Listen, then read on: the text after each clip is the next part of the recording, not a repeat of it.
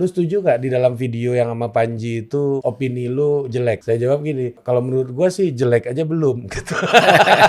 Tapi kalau ada orang-orang yang merasa dengan membuli saya, dengan mengata-ngatai saya itu memperbaiki keadaan, ya silakan. Kalau kita bilang Gibran itu adalah perwakilan wajah dari dinasti politik, apakah kita yakin kalau nggak ada Gibran itu menjadi fair? Kalau kompetisinya ini tidak pernah betul-betul kita perbaiki dan kita tata dari awal, saya takut setelah dinasti politik ini kita bisa perang saudara, Bang. Orang punya pikiran besar tapi nggak punya uang besar, mati, Bang, di sini. Saya yakin nih ya, Bung Karno kalau ikut pileg di Indonesia hari ini kemungkinan bisa kalah Bung Karno.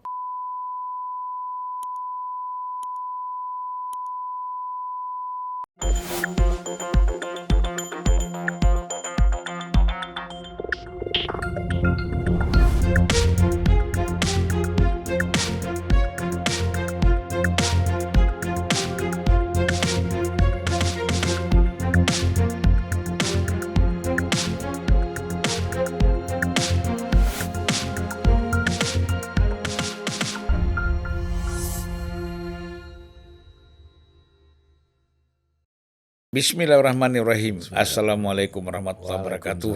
Salam sejahtera buat kita semua, buat seluruh penonton Unpacking Indonesia dimanapun berada. Penonton total politik juga dong. Oh iya dong. Juga seluruh penonton total politik tanpa kecuali.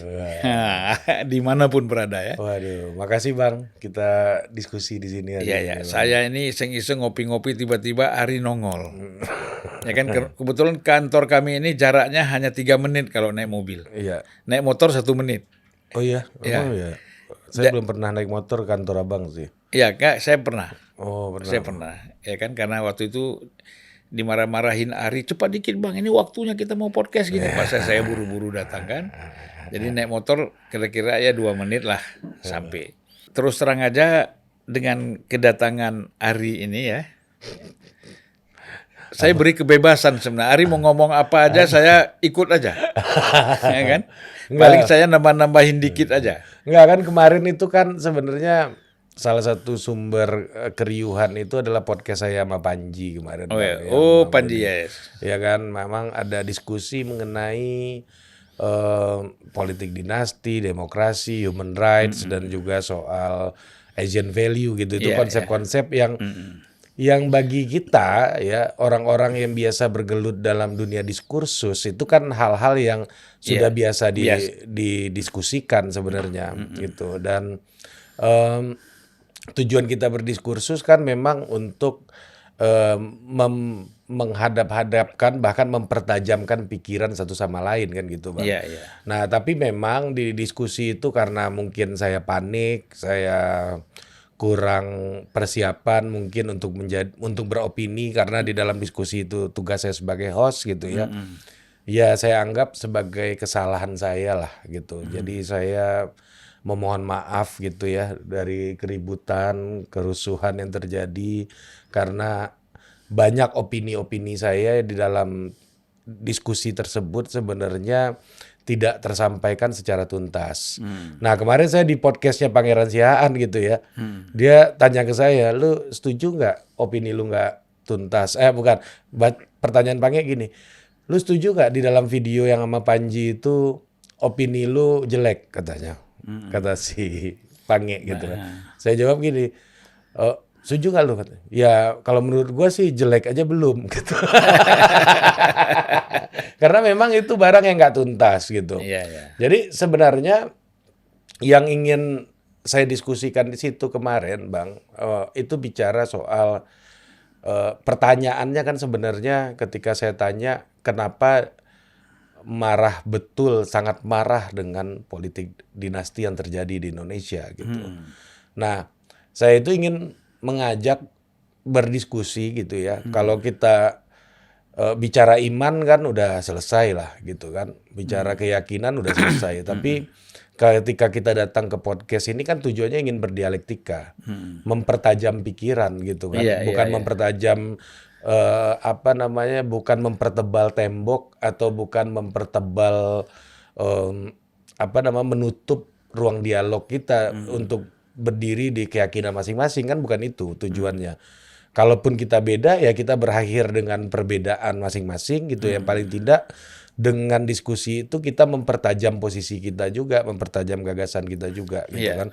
Nah, saya lebih cenderung di posisi bahwa politik dinasti itu adalah salah satu dampak dari kompetisi yang tidak fair. Jadi banyak orang berpikir bahwa politik dinasti itu membuat kompetisi tidak fair. Ya, pertanyaan saya, kalau kita ingin menggali lebih tajam diskursusnya, apakah sebelum politik dinasti ini ada, Anda yakin kompetisinya fair? Kan pertanyaannya kayak begitu. Iya. Ya, misalnya gini, saya contohkan kemarin di beberapa podcast saya juga pertanyakan, kalau kita bilang Gibran itu adalah perwakilan wajah dari dinasti politik atau politik dinasti di Indonesia gitu ya. Apakah kita yakin pertarungan kalau nggak ada Gibran itu menjadi fair? Kan pertanyaan kritisnya kayak begitu, Bang. Iya. Ya, kalau menurut saya ada nggak ada Gibran, ya pertarungannya memang nggak fair. Kenapa nggak fair? Saya contohkan salah satu indikatornya adalah bahwa iklim dan kompetisi demokrasi kita nggak sehat. Apa yang membuat nggak sehat? Pilar demokrasinya nggak bekerja dengan optimal. Apa itu? Partai politik gitu. Partai politik, misalnya saya contohkan kemarin, dana banpol itu, bantuan partai politik itu setiap tahun itu PDIP sebagai pemenang pemilu itu dapat sekitar 20 miliar, Bang. Per tahun? Per tahun. 25, 27 gitu. Kalau Gerindra itu 16 miliar. Let's say kita ambil rata-rata 20 miliar lah untuk partai tiga besar gitu.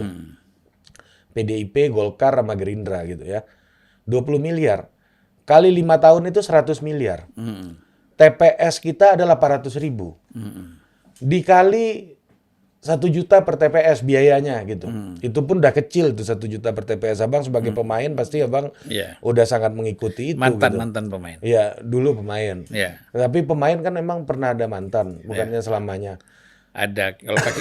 Kalau kakinya patah gimana? Iya, tapi kan jiwa pemainnya nggak boleh mati gitu kan. Iya kan? Jadi 800 ribu TPS kali 1 juta, 800 miliar. Ini hitungan kasar aja, Bang.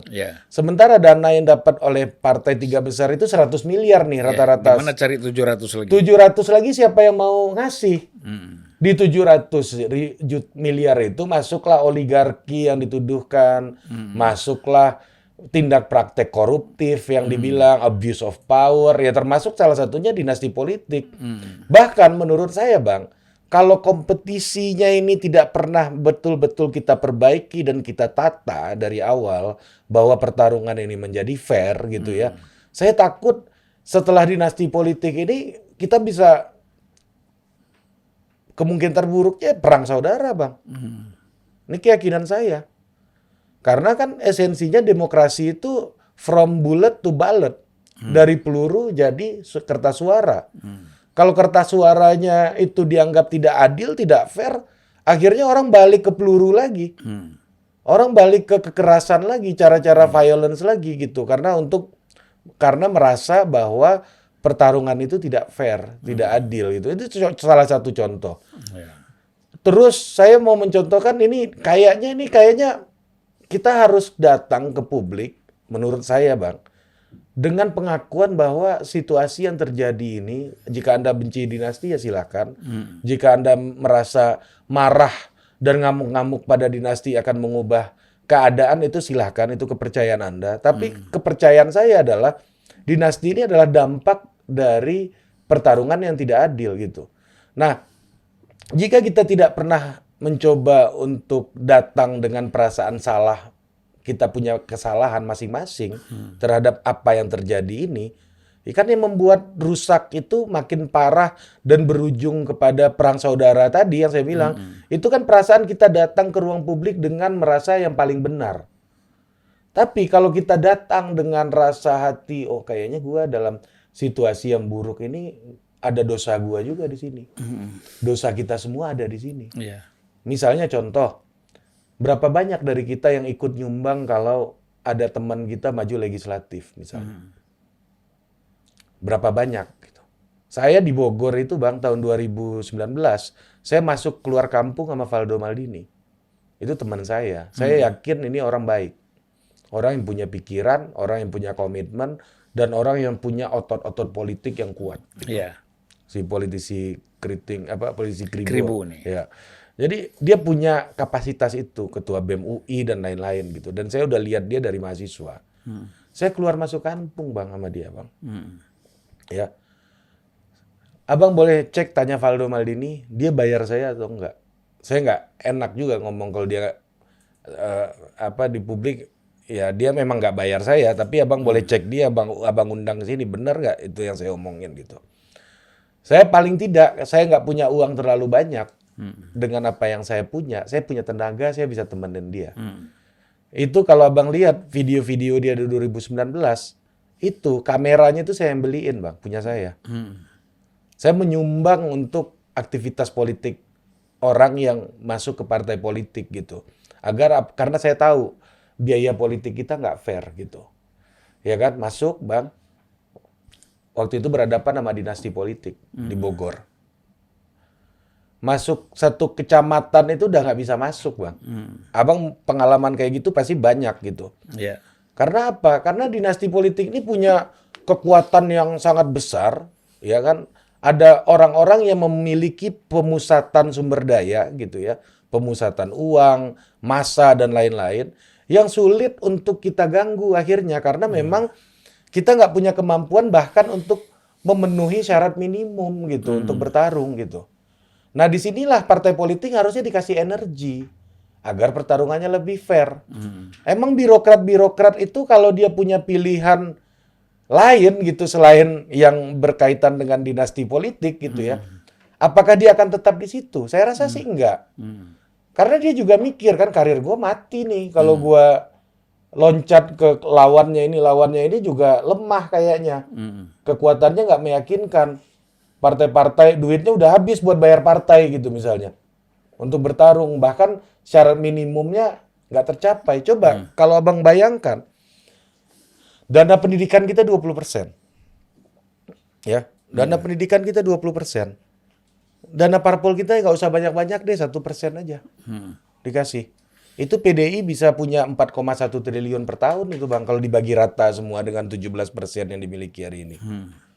4,1 triliun itu setahun itu bisa bayarin kader-kader terbaiknya buat tarung di pilkada itu Bang. Yeah. Nggak perlu ada partai yang narik-narik duit gitu. Wah ini orang bagus nih, akan ngangkat popularitas partai gua, akan meningkatkan loyalitas konstituen gua. Sehingga gua akan dukung dia untuk tarung. Gua akan biayai dia, lu nggak usah bayar rekomendasi, lu nggak usah bayarin macam-macam. Partai udah sehat. Sehingga apa juga yang terjadi? Partai-partai ini nggak ada yang tersandra akhirnya. Yeah. Kan yang masalah ini kan, nih kemarin waktu saya di Ferry Amsari nanya gini, menurut lu putusan MK-MA ini gimana? Kalaulah gua nggak mungkin debat hukum sama lu dah gitu. Karena udah ahli hukum, sekolah udah hukum. Kalau sekolah saya bukan itu, gitu. Saya akui, kepakaran udah saya akui. Anggaplah, saya terima argumen udah ini ada intervensi dan lain-lain dan udah bilang itu salah. Saya terima itu.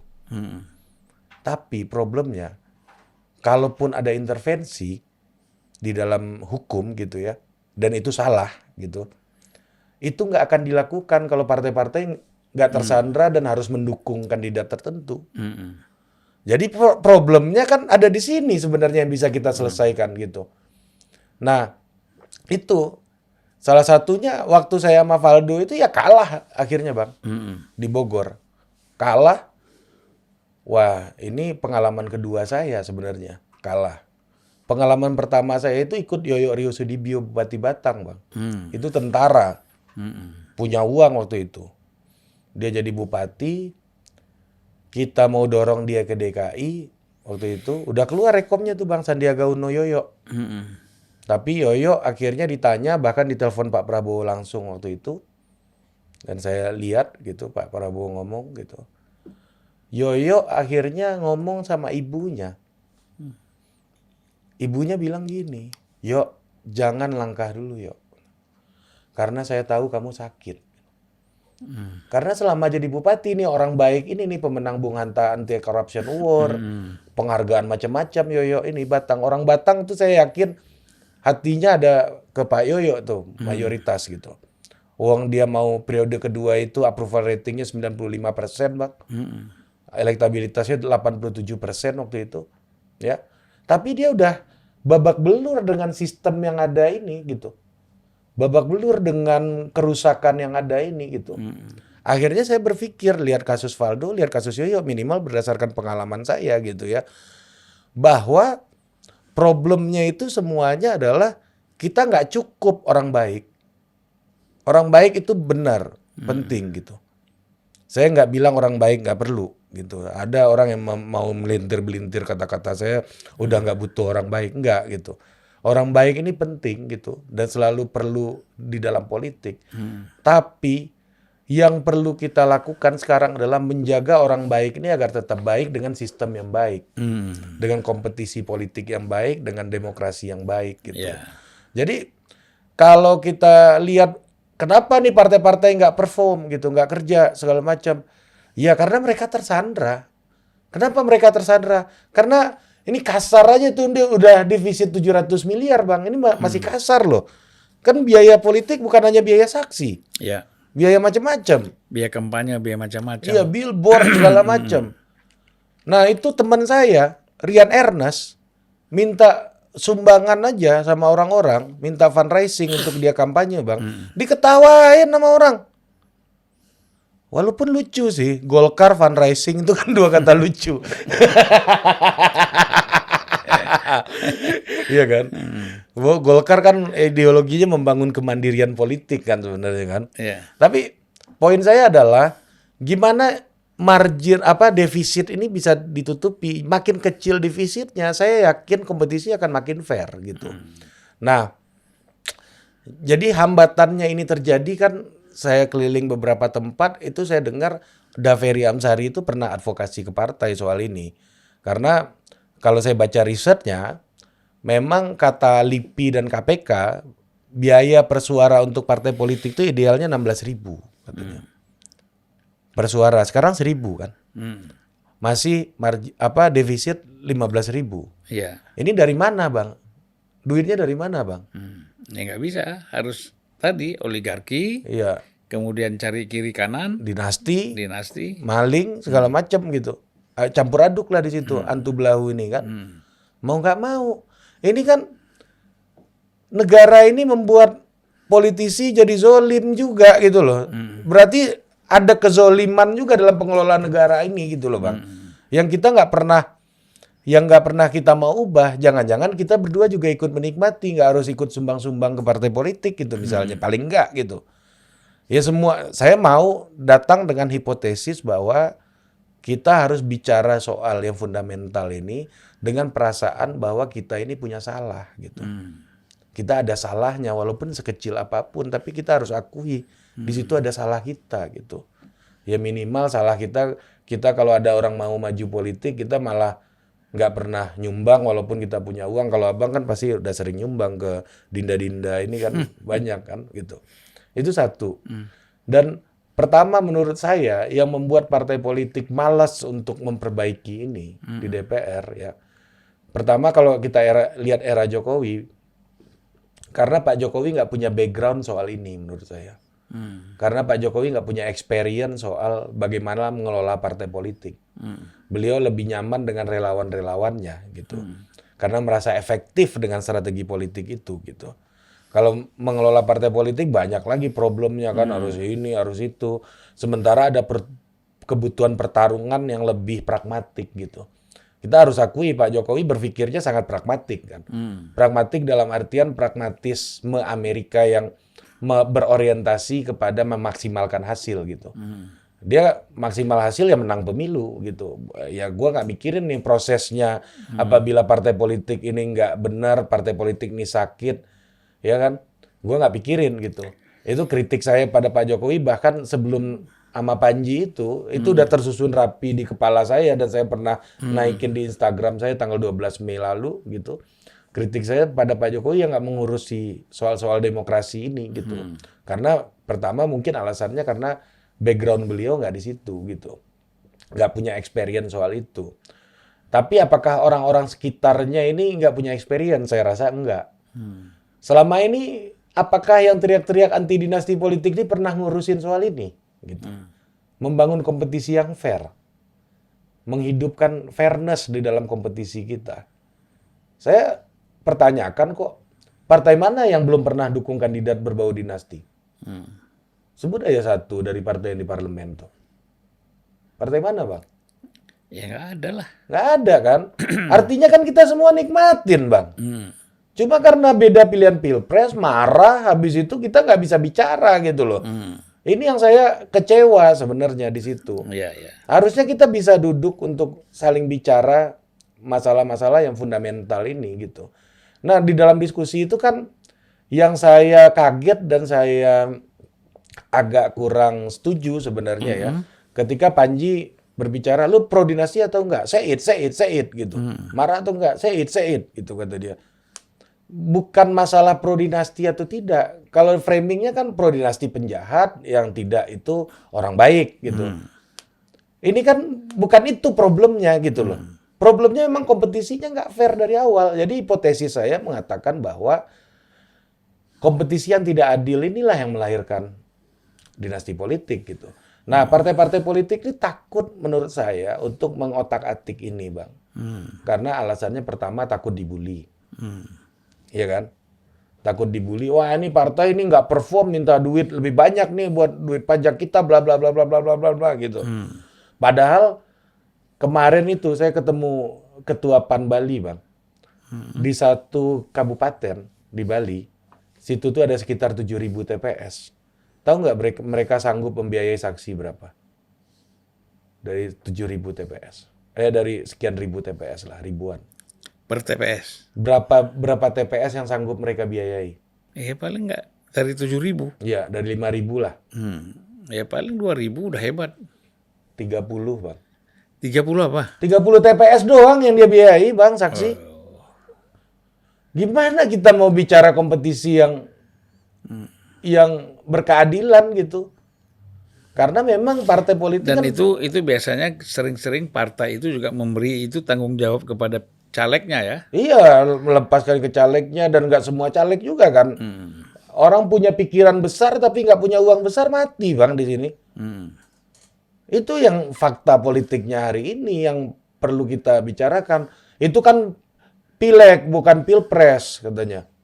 Itu kan pileg.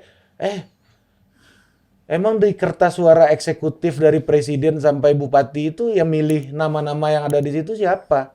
Sama kan? Ya partai politik lah yang Iya. milih. Itu kayak pertanyaannya Ferry. Itu intervensi hukum ya. Kalau partai politiknya nggak akan memilih kandidat berbau dinastik ya nggak akan perlu dilakukan itu gitu. Nggak perlu terjadi intervensi hukum gitu. Kita bukan membenarkan intervensi hukum. Intervensi hukum itu salah apapun alasannya gitu ya. Iya. Tapi bagi saya masalahnya bukan di situ yang harus diselesaikan.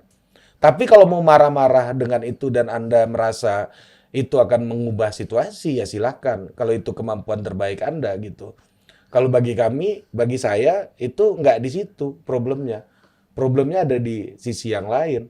Membenahi di hulu masalah ini gitu. Bahwa ya udahlah, kasihlah partai-partai itu ke energi lebih gitu untuk bertarung. Kaderisasi bangsa itu kan tanggung jawab mereka kok. Gimana mereka mau lakukan kaderisasi kalau mereka sendiri nggak sehat? Gimana? Ini ibarat orang sakit kita berikan otoritas untuk memilihkan jalan hidup untuk kita. Ya pasti kemungkinan besar pilihannya juga sakit, Bang. Ini mohon maaf nih, misalnya ya orang stroke gitu, Bang. Kita kan nggak mungkin marahin dia stroke. Yang stroke ini kan nggak mungkin kita marahin. Tapi yang kita nggak mau terjadi adalah kalau ujungnya begitu, kita perbaiki gaya hidup kita, asupan makan kita yang sehat, kita medical check up, segala macam gitu ya. Agar apa? Agar tidak terjadi kemungkinan seperti itu gitu. Biar kemungkinannya mengecil untuk terjadi sakit gitu, Bang. Itu Itu problemnya. Nah, itu yang pertama, takut dibully ini. Karena selama ini partai politik harus kita akui ya kita anggap nggak perform dan bahkan di berbagai macam jajak pendapat tingkat kepercayaannya kecil gitu. Tapi dengan ada alasan-alasan kayak begini, menurut saya itu perlu untuk dipikirkan ulang gitu, untuk didorong ke situ. Yang kedua, kenapa partai politik takut mengotak-atik ini? Yang kedua, partai-partai yang sudah dominan takut dengan persaingan. Setuju nggak, Bang? Makanya aturannya disetting kayak gini. Tapi kita bicara fakta, Bang. Menurut Abang, sebagai mantan pemain, dari sekian banyak pemilu setelah reformasi, pemilu mana yang paling sehat kompetisinya? Yang politik uangnya minim, yang dialogis segala macam. Ya pemilu pertama. 99 kan? Iya. PDI berapa waktu itu? 32% ya. Sekarang ada nggak partai yang bisa sampai kayak PDI? Nggak mungkin. Nggak ada kan? Nggak ada. Ternyata kompetisi yang sehat itu bisa melahirkan kekuatan yang dominan dan dipercaya rakyat kok. Trusted. Karena kompetisinya sehat gitu. Malah makin kekuatan dominan makin dianggap sebagai kekuatan yang dipercaya dan dekat sama perjuangan mereka. Ini saya contohin di Singapura. Ada teman saya, itu tentara Singapura, Bang. Dia bilang gini, dia udah pensiun sekarang, pangkat terakhirnya kolonel. Dia bilang gini, Mas Ari boleh tuduh negara saya otoritarian. Boleh tuduh negara saya dinasti. Kalau dinastinya Singapura itu kan,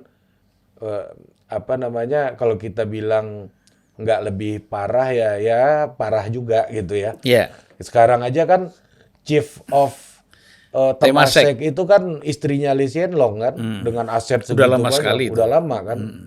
Ya, itu terjadi gitu. Dan dia bilang kayak gitu.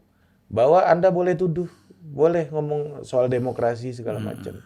Tapi saya pastikan kompetisi pemilu di negara saya itu fair. Oh, kok bisa gitu, Pak? Kata saya. Kenapa bisa gitu? Bisa fair? Kan ini dinastik segala macam nih. Karena saya udah uji sendiri katanya. Setiap habis pemilu, saya coblos oposisi, habis itu saya naik pangkat katanya. Artinya fair dong sistemnya. Nggak mempengaruhi karir saya loh kata. Di militer kata. Kan tentara di situ boleh nyoblos kan. Saya naik pangkat. Oh, kemarin tuh habis ke Singapura lagi saya tanya dia, Pak, Bapak dapat dana pensiun kan dari negara? Iya, berapa? Sekian gitu. Ya, nggak pernah saya ambil, saya langsung transfer buat oposisi katanya. Jadi dana pensiun dia kasih untuk oposisi fundraising di sana. Karena apa? Dia punya pikiran bahwa saya ini bagian dari negara ini, bagian dari pengelola negara ini. Jika oposisinya kuat, kerjanya lebih perform katanya.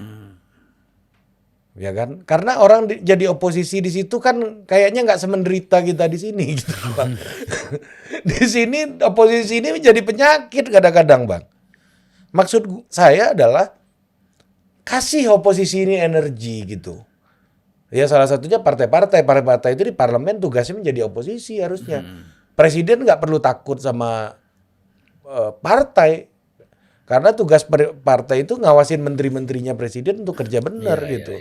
Jadi energi itu mesti diberikan oleh negara gitu. Karena kita nggak ada otoritas yang lebih besar lagi yang kita bisa harapkan untuk memperkuat kompetisi ini. Karena akhirnya apa yang terjadi di Singapura misalnya, kompetisinya dianggap fair, bahkan seorang abdi negara yang mencoblos oposisi dan sekarang menyumbang untuk oposisi gitu ya, menganggap sistemnya fair gitu, dia nggak dapat masalah apa-apa gitu ya. Akhirnya apa? PAP itu partai pemenang pemilu di Singapura angkanya gede-gede aja, nggak pernah sebesar PDI sekarang yang 17% atau 20% kayaknya. Iya kan?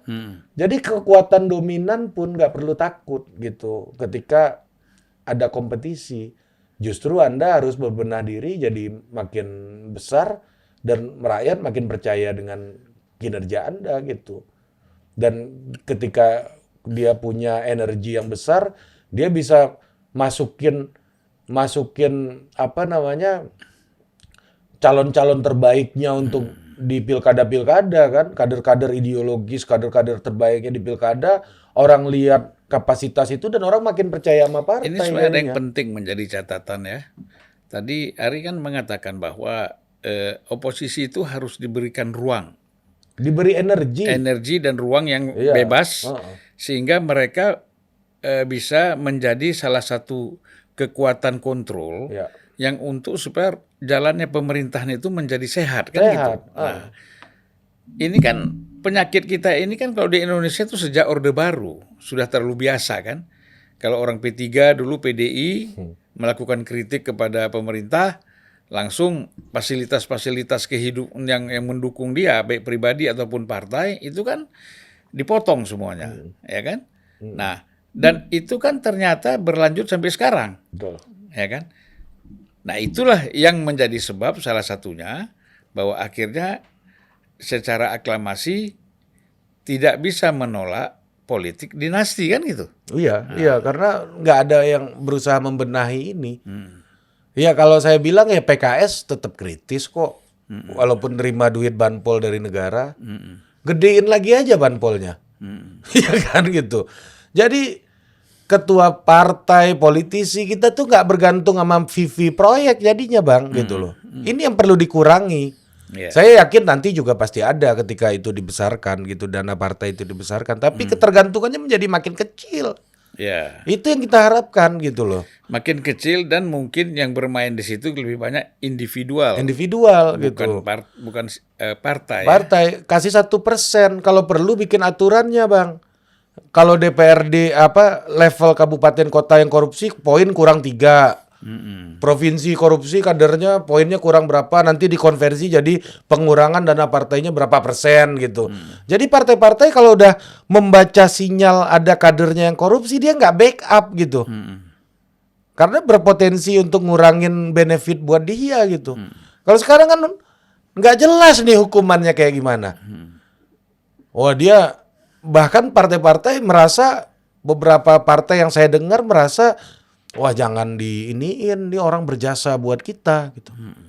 Abang pasti pernah dengar yang kayak gitu kan? Iya, tapi nilai jasanya itu apa? Iya, nilai jasa uangnya misalnya. Iya. Tapi kan itu kan praktek yang jadi lazim karena sistemnya salah gitu loh Bang. Karena sistemnya yang memaksa orang kayak gitu. Makanya lagi-lagi saya bilang orang baik yang banyak di politik itu penting, tapi kalau sistemnya ini membuat orang jadi rusak ya kita tinggal tunggu waktu kan gitu Bang. Saya yakin nih ya, Bung Karno kalau ikut pileg di Indonesia hari ini kemungkinan bisa kalah Bung Karno. Karena cara politik beliau kan politik ide, gagasan, politik pendekatan nasionalisme. Kan walaupun ada juga yang orang bicara politik ide dan gagasan tetap terpilih walaupun nggak pernah kampanye ya. Itu lagi tuh lebih parah lagi kan. Saya nggak mau ikut lah Bang. Saya tahu target Abang siapa. Gitu loh Bang. Jadi kompetisi kita ini yang perlu kita benahi, salah satunya partai politik. Nah, ini saya mau cerita. Ikhtiar saya nih, saya udah kontak Mbak Titi Anggraini kemarin. Insya Allah Kamis ini kita mau meeting. Jadi tadi saya minta maaf kalau banyak penjelasan saya nggak selesai. Dan di kesempatan ini juga saya mau berterima kasih sebesar-besarnya kepada Panji Pragiwaksono sebenarnya. Beliau itu guru saya dalam mempelajari komedi gitu. Banyak saya belajar dari beliau, termasuk juga yang nge-YouTube tuh awal-awal belajar dari beliau juga, Bang. Jadi saya itu dulu itu pernah punya rencana mau menjudicial review undang-undang partai politik ke MK. Ya. Udah ngomong sama Mbak Titi lama. Kemarin pas telepon Mbak Titi, lu baru nelpon sekarang. Ya, habis viral Mbak gitu. Jadi paling enggak Mbak Panji membuat saya ingat lagi tentang apa yang saya kerjakan dulu yang belum selesai. Karena terganggu oleh aktivitas pilpres kemarin gitu. Gini, logikanya adalah ketika partai politik kita ya belum bisa diberikan energi yang lebih, minimal bebannya bisa kita kurangi. Biar dia bisa kasih pilihan terbaik, biar bisa melakukan fungsi partai politik yang 13 itu, kita kurangi bebannya. Oke, kalau Bang Zulfan punya aset ruko kantor sebesar ini kan memang abang kan entrepreneur sukses gitu ya.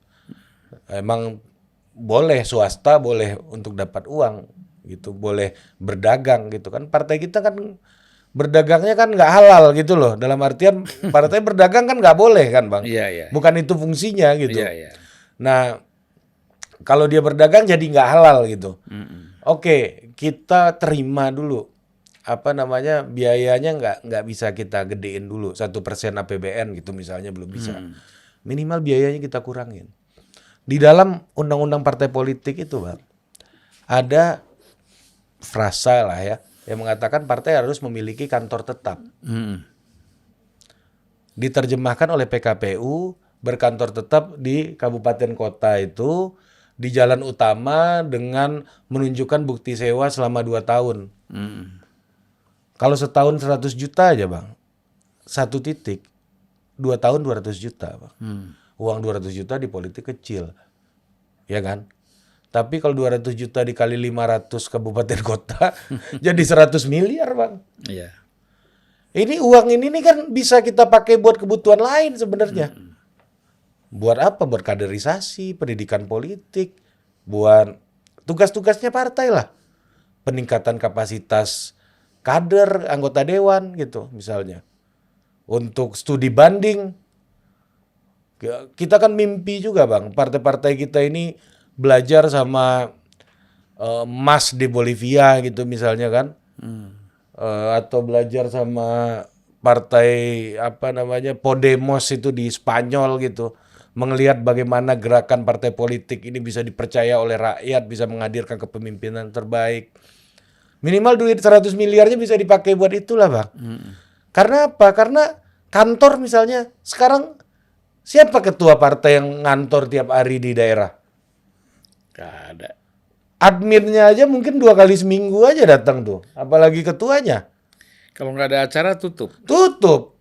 Udah berdebu, berlaler-laler itu Pak kantor itu. Ini kan harus kita benahi Bang. Ini kan bagian dari upaya membuat sistem kompetisi kita menjadi lebih berkeadilan gitu. Nah itu bagian yang soal demokrasi, human rights sebenarnya di situ.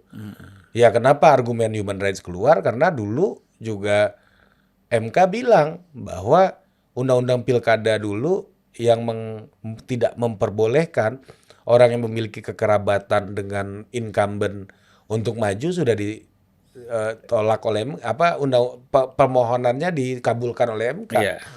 Sehingga orang-orang yang memiliki ikatan darah ini bisa mencalonkan. MK pakai argumen apa waktu itu? Sama seperti Mas Anies. Mas Anies Baswedan ngomong ini adalah hak warga negara pada prinsipnya. Jadi biarkan partai-partai yang berproses gitu. Kalau Mas Anies ngomong kan jadi adem gitu kan. Walaupun substansinya sama gitu kan. Terus kedua MK bilangnya human rights. Dan waktu itu salah satu pakar tata negara yang mengendorse pandangan soal human rights itu di dalam undang-undang undang-undang pilkada tahun nomor 8 tahun nomor 6 tahun 2015 kalau nggak salah ya, yang kemudian dibatalkan oleh putusan MK gitu ya. Salah satu pakar yang ngomong itu Saldi Isra, Prof. Saldi Isra. Prof. Saldi Isra argumennya adalah itu tidak proporsional melarang keluarga ini untuk berkontestasi karena subjek hukumnya seharusnya adalah abuse of power yang dilakukan oleh incumbent, bukan keluarganya gitu. Itu waktu itu Prof. Saldi sebagai pengamat tentunya kita nggak ragukan integritasnya seperti halnya beliau hari ini gitu ya, yang terlihat sangat kritis dengan berbagai macam proses peradilan di MK gitu. Waktu itu beliau ngomong kayak begitu. Nah Makanya bagi saya, dan yang terbaru ini lebih keras lagi nih Prof. Mahfud. Iya, dinasti-dinasti itu nggak bisa dilarang itu. Tapi kan ya maksudnya ya ini ahli-ahli hukum nih, secara ketatanegaraan, kelembagaan itu memang diperbolehkan gitu. Tapi kan problemnya ini adalah di kompetisinya. Gimana caranya kita, sebenarnya kan pertanyaannya gimana caranya kita bisa menghadirkan lawan politik yang mampu mengimbangi kandidat-kandidat yang dianggap atau Anda anggap sebagai kandidat-kandidat yang tidak terkader, tidak memiliki visi ideologis, tidak memiliki kapasitas gitu. Kan itu problemnya. Bukan 1-2 orang. Jangan sampai gara-gara ada problem sama 1-2 orang Anda menutup mata Anda bahwa ada problem yang lebih besar yang harus diselesaikan gitu. Jangan amarah itu membuat Anda tidak bisa berdialog untuk menyelesaikan persoalan yang lebih fundamental. Kalau itu posisi saya. Tapi kalau ada orang-orang yang merasa dengan membuli saya, dengan mengata-ngatai saya itu memperbaiki keadaan, ya silakan, nggak apa-apa juga bang. Kita harus terima dengan sikap publik, dengan Atau sikap kan publik bisa kita juga punya. begini, yang orang yang katakanlah disangka atau dituduh dia itu terlibat di dalam politik dinasti, ya kan? Tetapi kan dia juga bisa jadi secara ideologis dan secara penguasaan politik dan lain-lain, dia bisa lebih unggul dari yang bukan kan? Itu bisa aja, tapi juga nggak tertutup kemungkinan yang dinasti ini kualitasnya lebih buruk dari yang Oh pada iya, iya, yang iya, iya. yang pada umumnya Kecenderungan secara meritokratik ya, gitu. kecenderungan persepsi kan sekarang seperti itu kan? Iya, seperti ini. Tapi yang abang bilang itu mungkin juga. Tapi saya nggak mau menutup kemungkinan ini juga mungkin. Tapi problemnya buat saya bukan itu. Problemnya adalah kompetisi yang fair. Kalau ada kompetisi yang fair, orang akan lihat kok mana yang berkualitas, mana yang enggak. Iya, iya, iya. Ya kalau partai politik punya kapasitas untuk melakukan pendidikan politik yang memadai juga, dia akan lakukan itu, Bang. Ya kembali kepada tadi persoalannya bahwa penguasaan sumber dana itu kan penting. Penting itu Iya kan? problemnya. Kan ini kan begini, wah udah pasti menang lah walaupun dia bodoh, nggak ngerti apa-apa, Iya. dinasti dia punya uang, dia punya kekuasaan, ya kan? Dia punya segalanya dibandingkan dengan lawannya yang cukup qualified misalnya. Iya.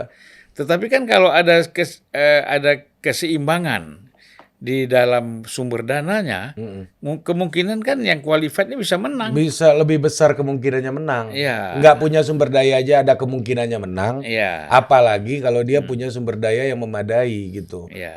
Ini kan kita nggak bisa berharap kepada kebaikan satu orang nih masalah kayak gini. Misalnya abang non dinasti, lawan yang dinasti misalnya. Ya dinasti ini uangnya banyak gitu misalnya. Kan nggak bisa berharap ada Bang Zulfan yang bisa nambahin dana yang non dinasti ini di setiap kabupaten kota kan nggak bisa bang. Tapi yang bisa kita harapkan untuk memperkuat dan memberi energi itu kan negara. Iya. Di situ poin kritikalnya sebenarnya.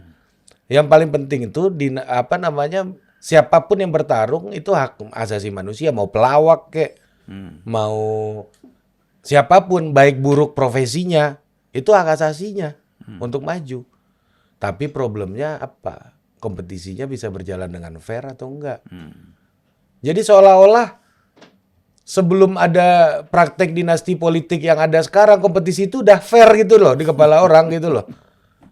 Itu yang keliru sebenarnya. Iya makanya ini kan dampak dari yang udah tidak fair gitu loh. Iya, iya. Justru penilaian itu sendiri menjadi tidak fair. Padahal kan hal seperti itu terjadi sudah lama. Iya terjadi udah lama yang ketidakfairan ini gitu.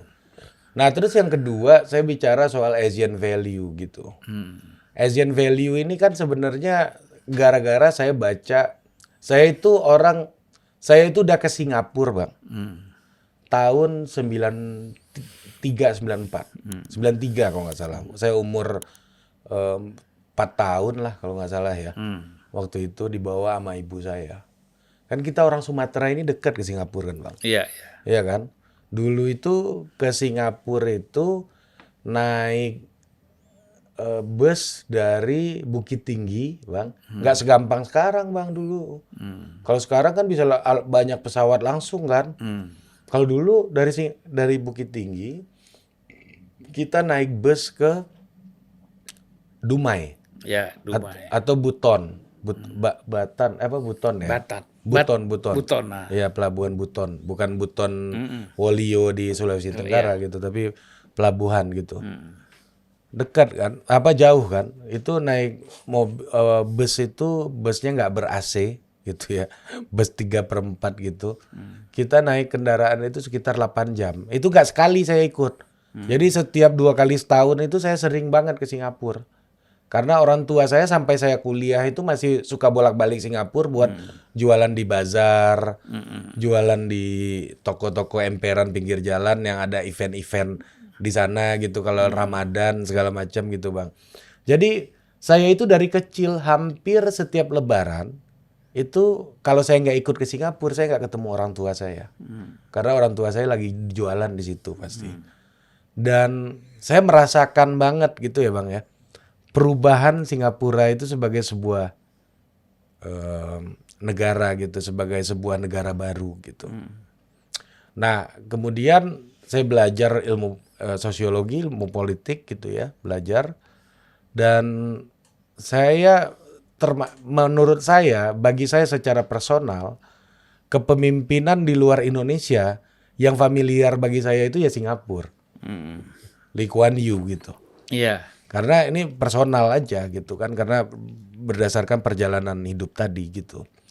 Nah, saya baca wawancaranya Lee Kuan Yew sama Farid Zakaria. Farid Zakaria itu jurnalis, bukan jurnalis, beliau itu kayaknya udah jadi komentator sekarang di CNN Internasional. Dia ngajar di Harvard, di Yale gitu, dan seorang pengamat politik internasional gitu. Jadi disitulah diskusi antara Farid Zakaria dan Lee Kuan Yew soal, dan di situ muncul istilah Asian models atau Asian value itu gitu. Jadi apa esensinya? Esensinya adalah Asian value itu adalah suasana kebatinan gitu ya dari Lee Kuan Yew ya ketika itu, yang ingin mengkritisi cara pandang Amerika gitu ya, yang sangat pro kepada individualisme. Nah, dia contohin, saya nggak mau terjadi penembakan, terjadi narkoba, ya seperti halnya apa yang terjadi di negara sana gitu, di Amerika gitu. Karena menurut saya itu adalah sebabnya adalah negara yang terlalu kebablasan bagi Lee Kuan Yew gitu ya, untuk mempercayai nilai-nilai kebebasan individual gitu, menurut Lee gitu. Karena apa? Dia contohkan, kalau di negara saya ada orang teridentifikasi makan narkoba, kita langsung cek urin, ya kan? Kita harus tes dia langsung gitu. Kalau dia positif, kita akan rehabilitasi dan lain-lain gitu. Ya. Kalau di negara Anda kayak gitu, negara dibilang melanggar hak asasi manusia katanya. Gitu kata Lee Kuan Yew gitu. Kita dianggap melanggar tuh, melanggar karena apa? Perspektif human rights-nya sangat berbasis pada Individu. kebebasan individu gitu. Nah, Lee Kuan Yew hadir dengan mengatakan bahwa unit terkecil di masyarakat di sebuah negara itu bukan individu, tapi keluarga. Ya. Nah, jadi perdebatannya sebenarnya waktu kemarin sama Panji itu, saya ingin men-challenge pandangan dia sebenarnya ya, mau mendiskusikan pikiran dia ya. Apakah kita perlu kebebasan individual yang individu itu kebebasannya mutlak? Ya, independensi individu itu mutlak atau relatif? Kalau mutlak ya seperti halnya di Amerika tadi gitu, ada basisnya itu kebebasan individu gitu. Orang boleh mempertahankan dirinya gitu kan, sehingga dikasih pistol gitu misalnya. Dalam rangka mempertahankan diri gitu, Bang. Ya sesuai dengan ideologi yang dianut di sana kan? Iya, sesuai dengan ideologi yang dianut di sana. Tapi kalau di Singapura, Asia, nilai-nilai Asia secara umum itu itu otonomi individu itu bersifat relatif. Kita di satu sisi punya pilihan bebas, tapi di sisi yang lain ya kita juga merupakan representasi dari nilai-nilai keluarga. Karena unit terkecil itu menurut Lee Kuan Yew adalah keluarga gitu. Nah, apakah pandangan ini tidak lepas dari kritik segala macam? Saya rasa sih nggak ada hal yang lepas dari kritik gitu ya. Jadi ketika unit terkecilnya adalah keluarga gitu ya, orang melihat keluarga itu sebagai atau pusat dari produksi nilai-nilai gitu ya. Ya pasti ada akses lain yang dihasilkan dari situ gitu. Jadi misalnya kalau kita lihat di zaman konteks keindonesiaan aja gitu lah Bang. Nilai-nilai kita kan abang tahu kita sepakat gitu bahwa partai politik di Indonesia itu sejarahnya berbeda dengan di Amerika gitu. Kalau di Amerika memang ada nilai-nilai yang kemudian setelah negaranya ada perdebatan di Kongres akhirnya menjadi partai gitu. Negaranya ada dulu akhirnya bikin partai gitu.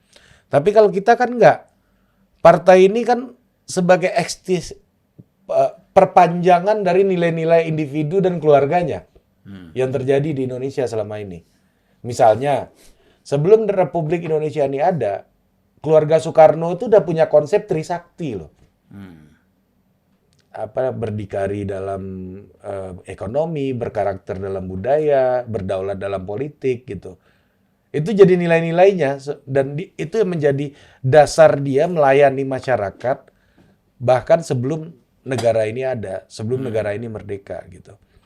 Keluarga Yudhoyono misalnya punya nilai-nilai juga militer yang reformis gitu misalnya. Iya. Keluarga Joyo Hadikusumo. Kalau kita lihat pidato-pidatonya Prabowo yang nasionalistik bahkan cenderung demagogis gitu ya. Itu kan representasi dari apa yang dilakukan oleh keluarga ini sejak Margiono sebagai anggota BPUPKI gitu segala macam. Jadi itu udah terbentuk value yang ada di keluarganya itu. Kemudian untuk mereka masuk ke politik, mereka harus ambil instrumen yang datang dari barat yang baru kita kenal, itu partai politik namanya dalam demokrasi gitu. Jadi instrumen ini dijadikan sebagai tempat gitu ya mereproduksi nilai-nilai yang diyakini oleh satu orang tadi dan keluarganya gitu. Nah, apakah pewarisan kekuasaan di dalam Asian value ini gitu ya, melihat nilai-nilai kolektif ini selalu berbasiskan darah? Ya enggak juga. Kita tahu Singapura misalnya. Ya, Singapura itu Lee Kuan Yew.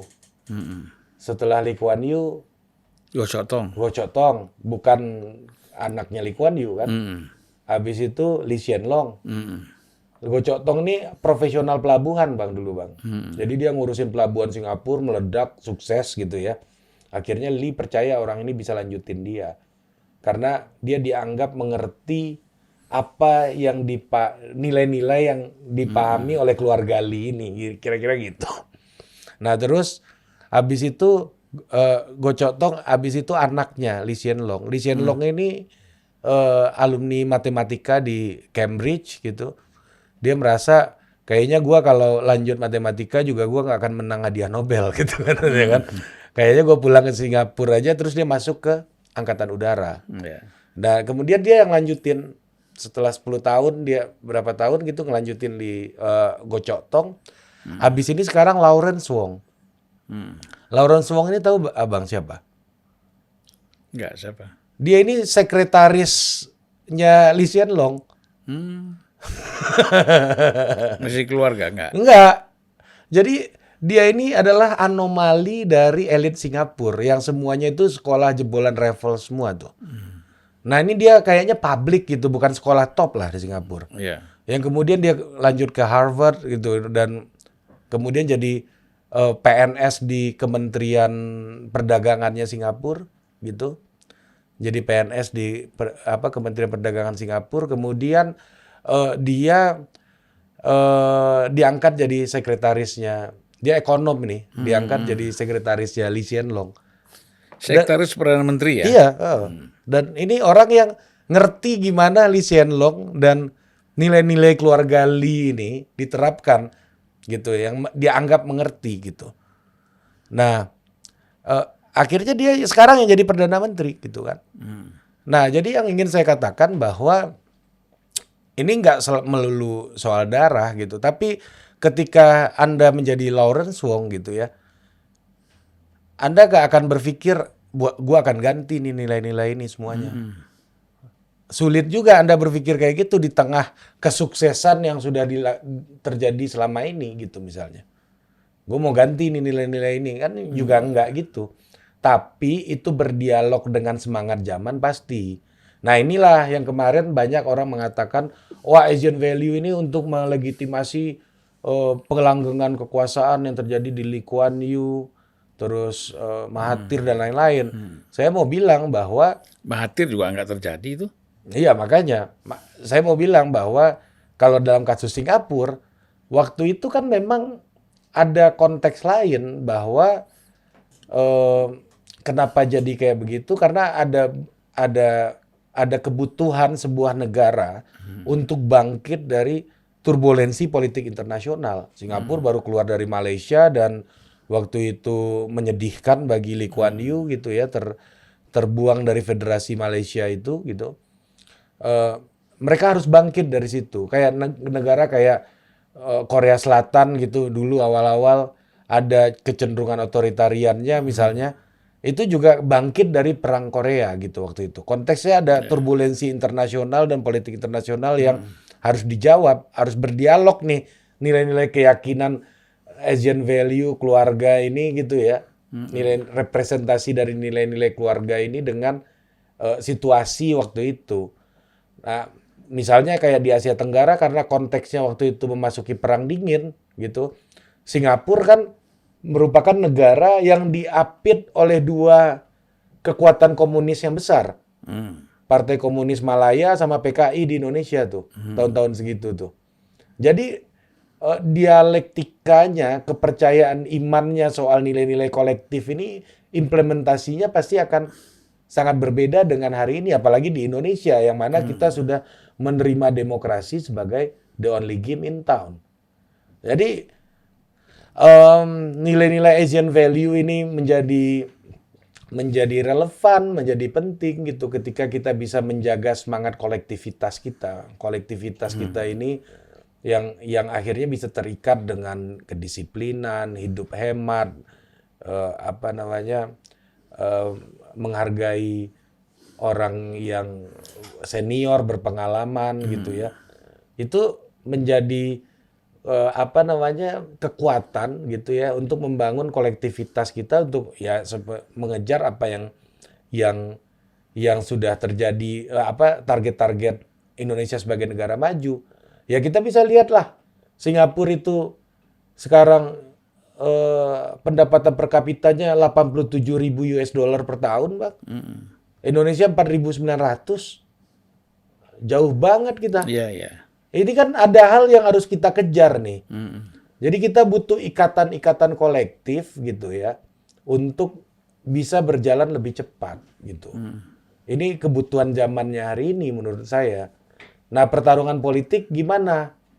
Pertarungan politik ya dia ikatan kolektif ini akan berdialektika dengan demokrasi yang ada yang sebagai rule of the only game in town yang udah kita terima.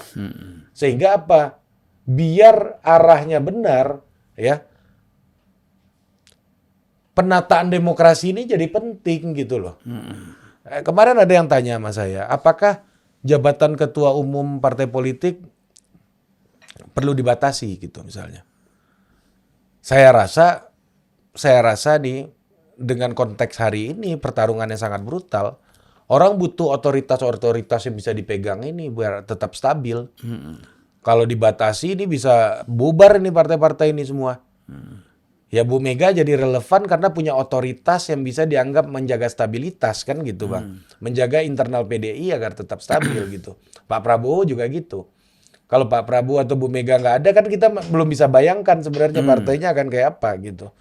Nah karena situasi politik yang brutal kayak sekarang, itu mau nggak mau itu jadi pilihan dan kita harus berdamai dengan itu gitu.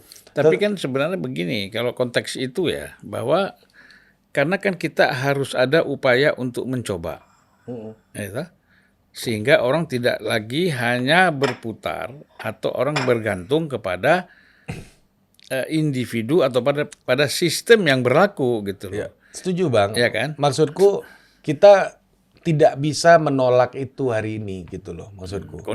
Kondisinya memang kita bisa maklumi orang berpikir kayak begitu gitu. Karena dia memang butuh otoritas yang bisa menjaga stabilitas di partainya gitu. Di tengah situasi kompetisi yang seperti kita bahas dari awal tadi sangat brutal gitu. Tapi ketika demokrasi kita makin baik, kompetisi makin dibenahi, orang akan makin berpikir bahwa butuh kepemimpinan yang efektif. Belum tentu orang yang punya ikatan darah dianggap efektif gitu. Belum tentu orang yang sudah di situ lama masih dianggap efektif. Karena kompetisinya udah berubah gitu loh Bang. Karena iklim politiknya jadi lebih dinamis gitu. Jadi lebih adil gitu Bang. Ini yang paling penting kita tuju gitu. Kalau itu yang terjadi, saya kira kan suasana perpolitikan kita ini kan lebih semarak ya. Lebih semarak, betul. Lebih kayak sekarang kan orang monoton aja, sudahlah tunggu apa kata Surya Paloh, apa kata Mega. Ikut Jokowi aja. Ikut Jokowi aja. Itu kemarin sama Pangeran Sihaan lalu dukung Ganjar apa bukan karena Jokowi awalnya gitu kan, misalnya kayak gitu. Akhirnya kekuatan individual ini yang menjadi titik penentu utama gitu. Padahal kan harusnya kalau sistemnya jalan kan kita nggak perlu. Mungkin mereka masih menentukan, tapi mungkin opsi-opsi lain jadi terbuka juga gitu. Karena kompetisinya lebih baik gitu. Nah makanya saya bilang di tulisan saya itu Bang, bahwa pertarungan politik di Indonesia itu adalah pertarungan politik antar rumah gitu. Ya balik ke soal Asian value tadi, nilai-nilai rumah mana nih yang dianggap bisa berjalan efektif. Nah itu akan dipilih oleh masyarakat.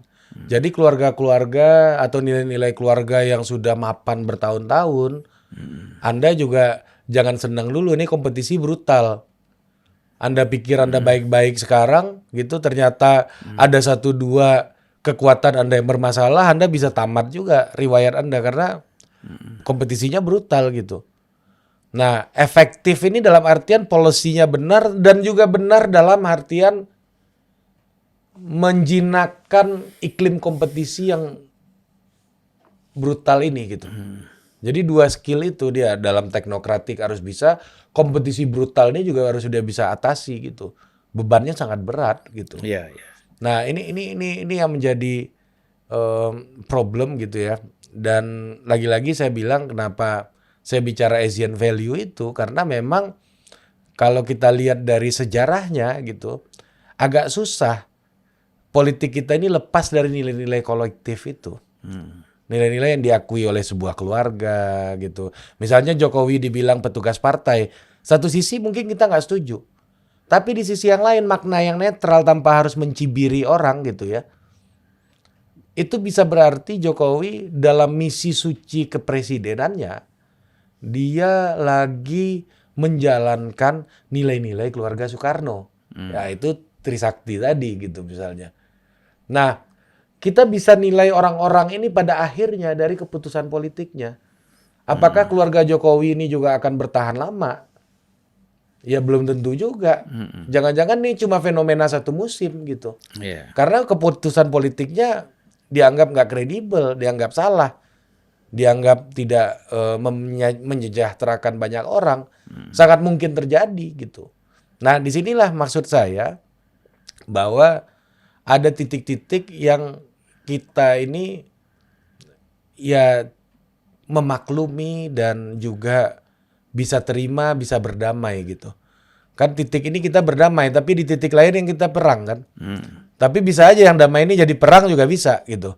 Tapi lepas dari itu semua, ya akan bisa memastikan mandat rakyat ini benar-benar menghasilkan kepemimpinan yang sehat gitu ya, menghasilkan pengelolaan negara yang baik.